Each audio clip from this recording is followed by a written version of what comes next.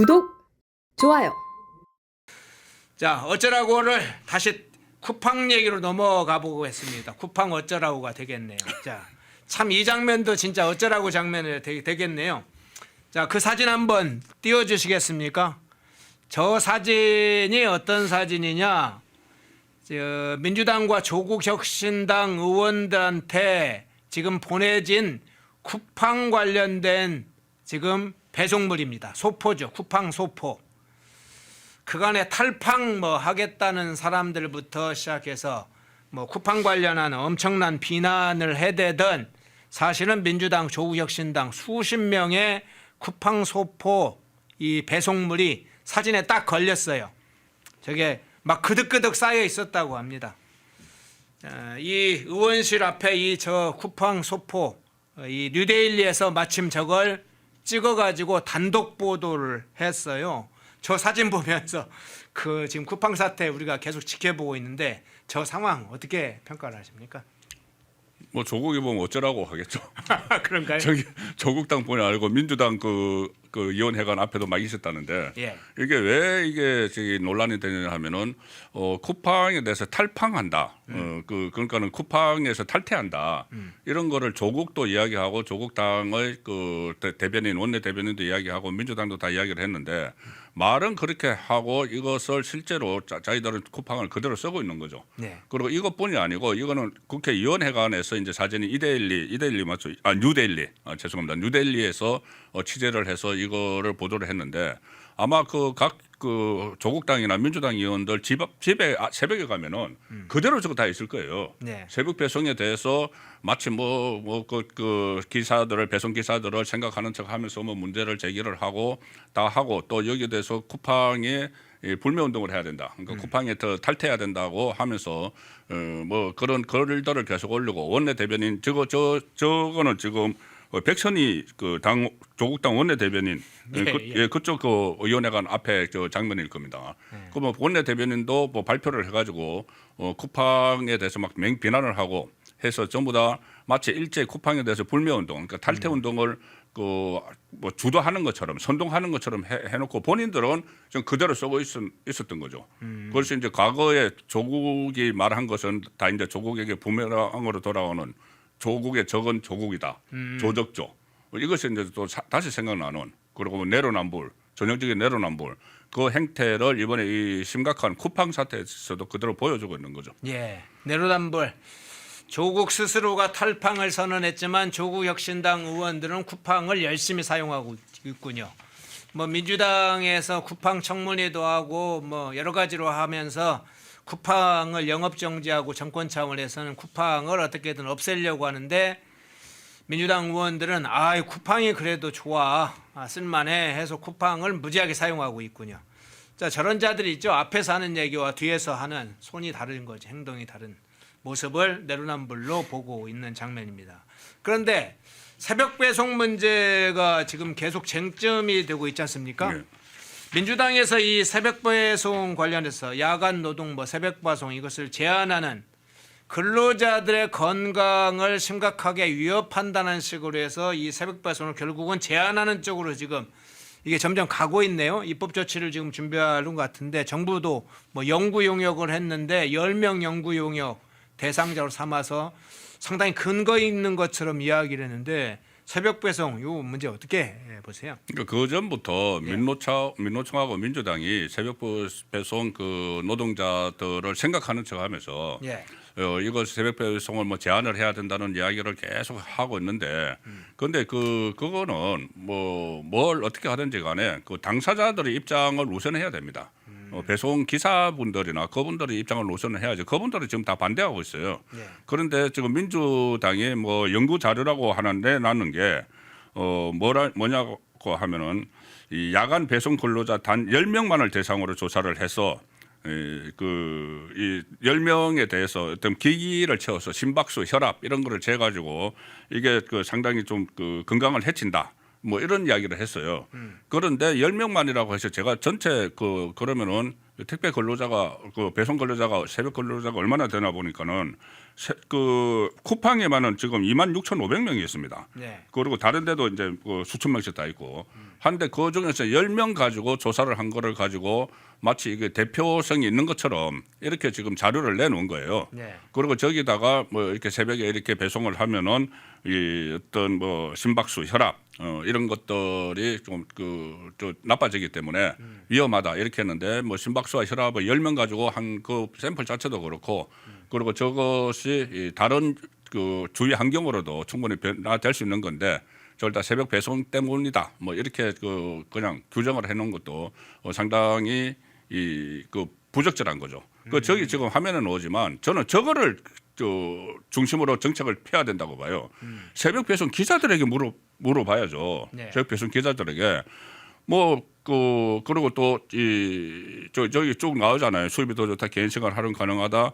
2,045명 대상 설문조사를 했는데 저 또 다른 조사를 저 조사인지 모르겠는데 다른 조사를 하나 보니까는 만약에 새벽 그 배송 시간을 제한을 하면은 투잡을 하거나 이직을 할 수밖에 없다는 그 응답이 90%가 나왔어요. 네. 만약에 그 진짜 저 새벽 배송을 지금처럼 하는 것을 제한을 하고 하면은 다른 직업을 구해야 된다. 그리고 아니면은 그 두 개 직업, 다른 직업도 직업 하나 더 찾아야 된다. 그러니까 지금 상태에서 어떻게 보면 물론 이제 불만도 있고 뭐 몸도 그 고단하고 하겠지만 당사자들은 지금 이 상황을 만족을 하는 거예요. 그런데 그거를 민노총이나 민주당 같은 데서 저 어떤 정치적인 논리를 가지고 잣대를 가지고 계속 여기에 대해서 그 새벽 배송에 대해서 제한을 해야 된다는 말을 하고 있기 때문에 지금 현실하고 이 사람들이 정치적으로 주장하는 게 지금 맞지 않는 상황이죠. 사실은 이제 야간이나 새벽 배송에 노동 직종을 가지고 있는 일하고 있는 사람들은 많잖아요. 그럼요. 예. 뭐 꼭 이런 새벽 배송을 CJ나 쿠팡이나 새벽 배송하는 사람들만 아니라 수많은 직종에 있는 사람들이 새벽 배송을 새벽에 근무를 하는데 그래서 어제 제가 뭐 일반 버스나 지하철 운전자부터 해서 조종사 뭐 경호원 여러 가지 이야기를 쭉 설명했는데 제가 답답해서 그런 얘기했어요. 자, 그럼 청와대 지금 경호하고 있는 사람들 오후 6시에 퇴근하고 아침 네. 9시에 출근하라고 했어요. 네. 아니 새벽에 근무해서 대통령 지키겠다고 하면서 하다가 쓰러지면 어떻게 하는 일이 벌어지겠어요?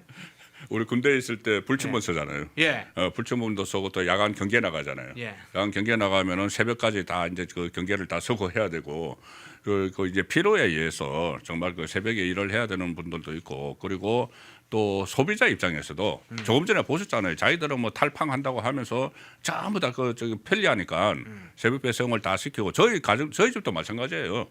저도 그 회원입니다. 이번에 그 틀렸는지 안 틀렸는지 모르겠지만 예.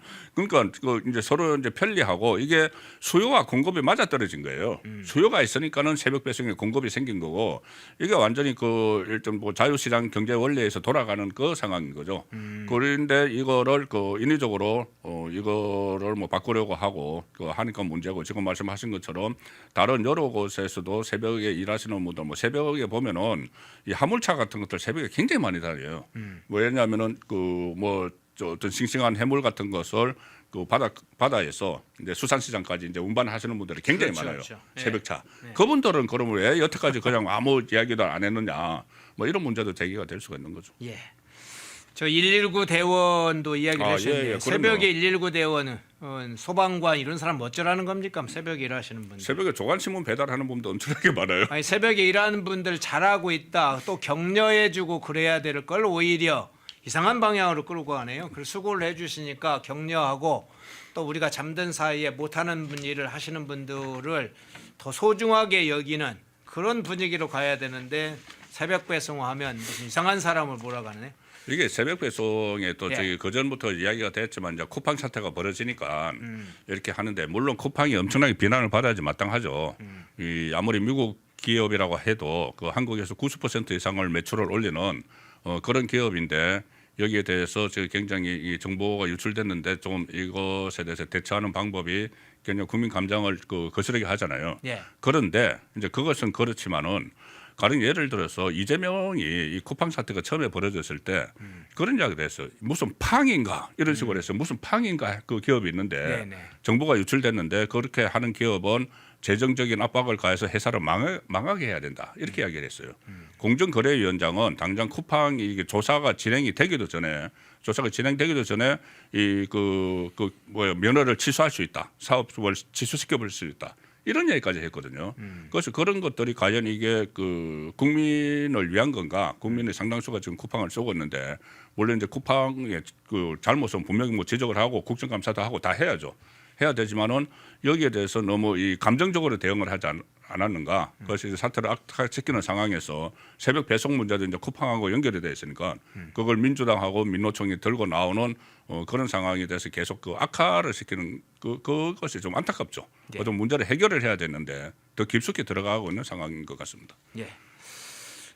쿠팡 문제까지 함께 곁들여서 탈팡하는 사람들이 쿠팡 애용자였다는 사실도 다시 확인이 되네요. 자, 그 장면 살펴봤고요. 시청하시면서 좋아요 안 누르셨으면 좋아요 꼭 한번 눌러주시면 좋겠습니다. 주제를 좀 바꿔보겠습니다. 자, 무안공항 참사의 진상의 한 단면이 이제야 확인이 됐군요. 참사 원인에 관해서 우리가 수없이 이야기를 했습니다. 179명의 사망자가 왜 무안공항에서 발생했을까? 무안공항 참사라고 하지 않고 자꾸 제주 여객기라는 용어를 써가면서 왜 이 공항 사태를 다른 쪽으로 끌고 가려고 했을까?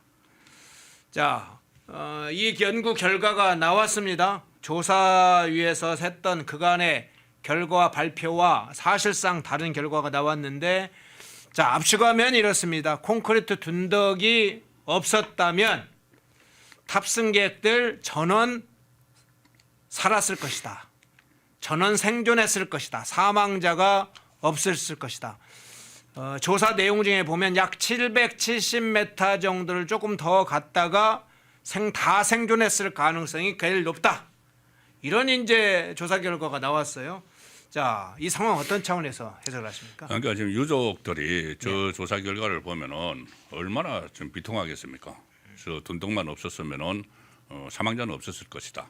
그런 이제 시뮬레이션 결과가 나왔고, 이게 이제 새로 국토교통부가 결과를 내놓은 거죠. 예. 국토교통부가 내놓고, 그리고 이게 또 다른 또 변수도 이야기했어요. 이제 화재가 발생하지 않았을 경우에 이렇게 이제 그 사망자는 없었을 것이다. 이런 결과를 내놨는데, 이게 그 왜 지금 이 시점에 지금 또 이런 결과를 제일 처음에 이제 정부가 조사했을 때하고 지금 다르잖아요. 예. 좀 다른 부분을 왜 내놨을까? 이게 국정조사가 지금 진행 중이기 때문에 아마 거기에 대해서 이게 잘못하다가는 여러 가지 좀 뭐 위정 문제나 뭐 이런 것이 있을 가능성이 있다. 그래서 지금 그 서둘러 내놓은 것 아닌가는 이야기가 나오고, 또 경찰이 수사 중이어서 이게 다 이제 그 확인이 되기 전에 미리 이런 것을 정부가 선제적으로 발표를 하자고 해서 내놓은 것 아닌가 해서 그 배경에 대해서도 네. 좀 여러 가지 좀 따져볼 부분이 있을 것 같아요. 네. 자, 그런데 지금 말씀하신 대로 정부가 그간에 몇 차례 중요한 이 사항을 확인하고 발표를 했을 기회가 많이 있었습니다. 이 로컬라이저 문제, 이 로컬라이저 보통 방위각 시설이라고 하죠. 이 로컬라이저 문제하고 콘크리트 둔덕 설치와 관련해서 중대 참사의 원인이다, 이런 게 계속 저희들도 방송을 몇 차례 해왔고, 이 문제가 계속 전문가들과 언론에서도 일부 언론이죠, 물론 일부 언론에서 제기를 해왔는데, 정부가 계속 이 문제를 외면해왔고 콘크리트 둔덕이 주요 원인이 아닌 것처럼 계속 막아왔어요. 그런데 유족들이 항의 시위를 계속했죠.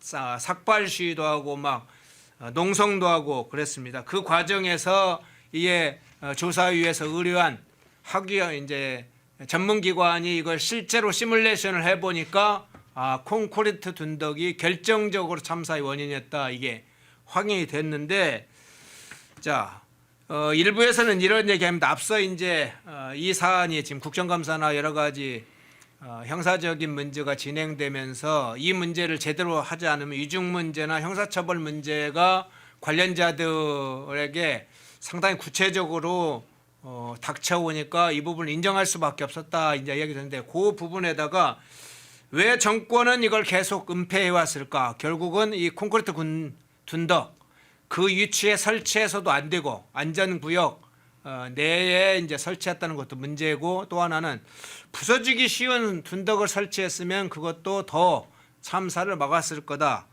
왜 이걸 둔덕을 불법적으로 저런 식으로 만들었냐.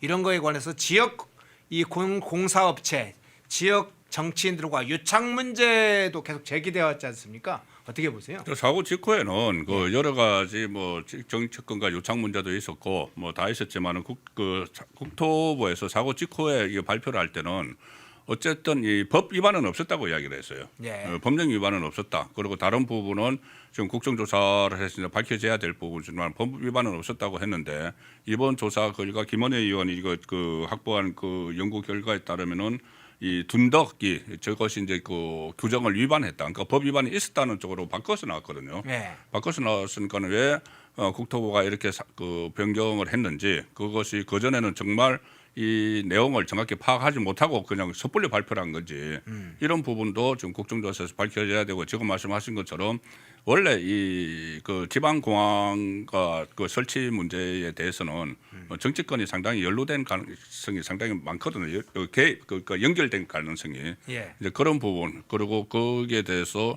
어떤 정치권에서 저 사고에 대해서 그 이후에 어떤 대처한 그 내용까지 대처한 그 방향까지 전부 다 국정조사를 통해서 밝혀져야 될 부분이죠. 예. 근데 유독 이 무안공항 이 참사와 관련해서 이재명이 사실은 다른 방식으로 지금 대하고 있지 않습니까? 그간의 뭐 대형 참사들 특히 세월호나 이태원 사건과 관련된 것에 관해서는 이재명이 물론 야당일 때는 물론이고 지금 정권이 교체된 이후에도 아주 적극적으로 입장을 밝혀 왔었는데 유독 이 무안공항 참사 문제에 관해서는 굉장히 소극적이거나 다른 방식으로 대하거나 그런 모습도 여러 번 노출됐는데 이번 사고 이제 결과가 지금 새롭게 나왔잖아요. 이재명이 왜 그런 태도를 해왔는지 어떤 식으로 이 문제에 대해서 지금 국정 책임자로서 유족들이든 국민들에게 어떻게 대처해야 된다고 보세요? 일단은 그 저게 그 정권 교체기에 네. 정권 교체기에 이제 사고가 일어나서 뭐 이재명 정권이 어쨌든 그 수습을 하고 하는 건 이재명 정권의 책임이 돼 있는 거죠. 네. 수습 지금 뭐 연구 조사 결과도 초기보다는 다르게 나오고 있기 때문에 뭐 그 정부 차원에서 그냥 국정조사에 적극적으로 응해야 되는 거죠. 응해서 어떤 오해가 있는 부분을 좀 불식시켜야 되는데 왜 이재명이 이 부분에 대해서는 다른 대응하고 좀 다르게 했는지 거기에 대해서는 뭐 정치적인 해석을 부분적으로 가능하지만은 그것을 말씀드리는 것은 좀 적절치 않은 것 같고 다만 이런 사고 대형 사고 지금 그 정말 참사에서까지 어쩌라고 이러면 안 되죠. 네. 이것은 정말 분명히 저 정부가 의지를 가지고 책임을 규명해야 된다고 봅니다. 네. 박민희 님이 그 얘기를 해주신 것 같습니다. 이재명이 이런 얘기를 하는 것 같아요. 아까 그 정부 쿠팡 정부 유출자 중국인 관련해서도 어쩌라고 했듯이 무안공항 관심 없다고 어쩌라고 저게 이재명이 하는 얘기 같은데요. 예. 그 솔직한 마음인가요? 자, 무안공항 사태 이 사태는 끝까지 추적을 해서 그 책임을 물어야 되죠. 마지막으로 이 주제 하나 조금 이야기를 해보겠습니다. 미니 총선 판이 커졌다 이런 주제가 지금 나오고 있는데 어제 하루 사이에 민주당 의석수가 2석이 줄어들었습니다. 네. 예, 민주당 이병진 경기 평택 을의 지금 현역 의원인 이병진이 의원직을 잃었고 또 한 명 신영대 이제 전 의원이 됐습니다. 전북 군산 김제 부안 갑 지역의 현역 의원이었던 신영대 의원이 의원직을 잃어서 민주당이 이제 숫자가 2석이 지금 날라갔어요. 어떤 문제입니까? 일단 이병진 의원 같은 경우는 그 재산 그 신고에서 누락한 것이 있었다는 것이고 그리고 신영대 의원은 그 여론 조작, 예. 사무장의 여론 조작 뭐 그런 그 혐의가 있어서 대법원의 최종 확정 판결에 대해서 국회의원직이 날아갔죠. 이게 이제 관심이 6월 3일 날 지방선거가 치러지는데 네. 그때 이제 저 해당 지역에서 평택을하고 여기 저 호남 쪽에서 전북 군산이죠. 네. 여기서 또 그 군산 김제 부안 갑인데 여기서 보궐선거가 치러지는 거죠. 재선거는 아니고 이제 보궐선거가 치러지는 재선거네요. 선거법이니까는 재선거가 치러지는 이런 상황인데 여기 두 군데 거치는 게 아니고 지금 이재명 지역구의 어떤 계양을이나 예. 아니면 강훈식 그 비서실장 지역구가 충남 아산을이죠. 예. 충남 아산을 하면 지금 확정된 게 국회의원 보궐선거가 4개가 되는 거예요. 4개가 돼 있는데 아시다시피 양문석 의원이 있지 않습니까? 양문석 의원이 안산시 갑인데 이 대법원 선거도 이제 그 대법원 선거에서 그 2심이 확정되면은 또 그것도 보궐선거가 치러져서 한 5개가 되고 그 다음에 또 나머지 이 최종 선거를 기다리고 있는 것이 몇 개 있어요. 거기다가 이 그 강력단체장 선거, 서울시장이나 경기도지사나 부산시장에 출마하기 위해서 배지를 내놓을 경우에 거기에서 또 보궐선거가 치러지거든요. 그래서 지방선거 때 뭐 시도지사도 뽑고 기초단체장 뽑고 강력위원 기초위원 뽑지만은 국회의원 보궐선거가 한 10곳 정도 치러진다.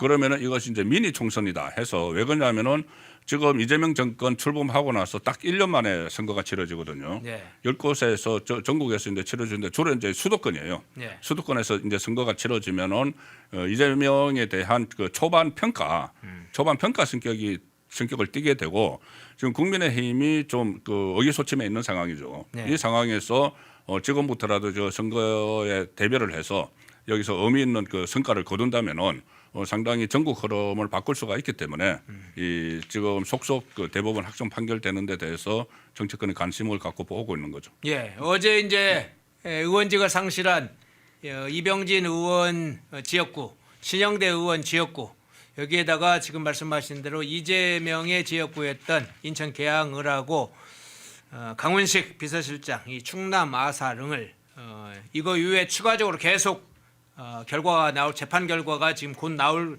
예정된 것도 있습니다. 그러면 지방선거와 함께 이 지금 미니 총선이라고 불리셨는데 이 미니 총선 형태로 진행될 이 국회의원 재보궐선거 이 중에 좀 국민의힘이나 저희들이 주목해 볼 만한 판을 뒤집거나 상당히 해볼 만한 주목할 만한 지역구가 어디라고 보세요? 저는 가장 그 지금 인천 계양을 네. 그 이재명 국회의원직이 이제 내려놨으니까 거기서 보궐선거 치러지지 않습니까?